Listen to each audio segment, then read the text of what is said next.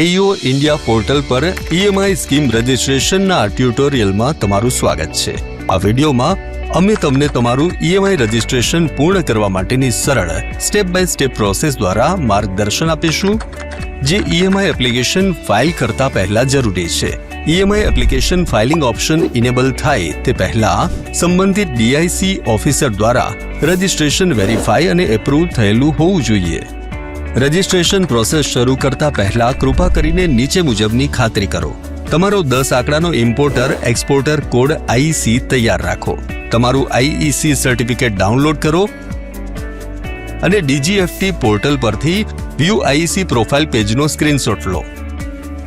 એક merged PDF file બનાવો જેમાં હોય IEC certificate, DGFT view IEC profile પેજનો સ્ક્રીનશોટ।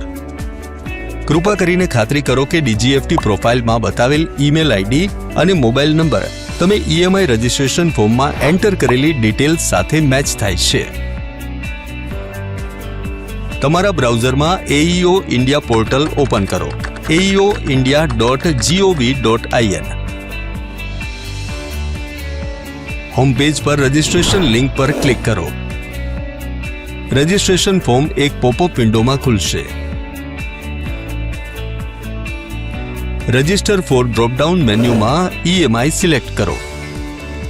એકવાર ઈએમઆઈ સિલેક્ટ થઈ જાય પછી ડીઆઈસી ઝોન સિસ્ટમ દ્વારા ઓટોમેટિકલી પોપ્યુલેટેડ થઈ જશે।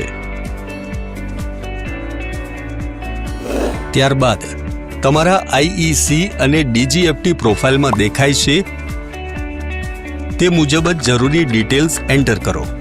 Entity name, IEC number, mobile number, email ID.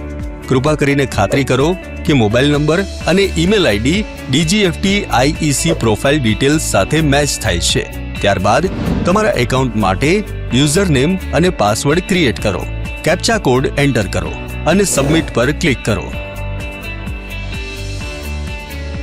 હવે આ ધરાવતી મર્જ પીડીએફ ફાઇલ અપલોડ કરો। આઈઈસી સર્ટિફિકેટ અને DGFT view IEC profile screenshot. ખાતરી કરો કે સ્ક્રીનશોટ રજિસ્ટર્ડ ઈમેલ આઈડી અને મોબાઈલ નંબર સ્પષ્ટપણે દર્શાવે છે। માત્ર એક જ મર્જ્ડ પીડીએફ ફાઇલ અપલોડ કરવાની રહેશે। ફોર્મ સબમિટ કર્યા પછી રજિસ્ટર ઈમેલ આઈડી પર એક ઓટીપી મોકલવામાં આવશે। વેરિફિકેશન પૂર્ણ કરવા માટે પોર્ટલ પર ઓટીપી એન્ટર કરો। એકવાર વેરીફાઈ થઈ ગયા પછી તમારી રજિસ્ટ્રેશન રિક્વેસ્ટ વેરિફિકેશન અને એપ્રુવલ માટે સંબંધિત ડીઆઈસી ઓફિસરને ફોરવર્ડ કરવામાં આવશે। સબમિટ કરેલી ડિટેલ્સ ડેઝિગ્નેટેડ ઓફિસર દ્વારા વેરીફાઈ કરવામાં આવશે। એકવાર રજિસ્ટ્રેશન અપ્રૂવ થઈ જાય પછી પોર્ટલ પર ઈએમઆઈ એપ્લિકેશન ફાઇલ કરવા માટે એક્સેસ ઇનેબલ કરવામાં આવશે।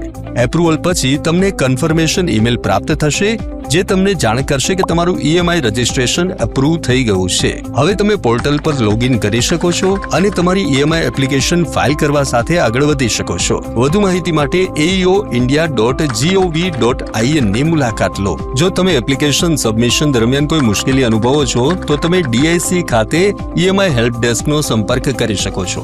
ઈમેલ છે emihelpdesk-dic@gov.in। ફોન નંબર છે 011-233-10014।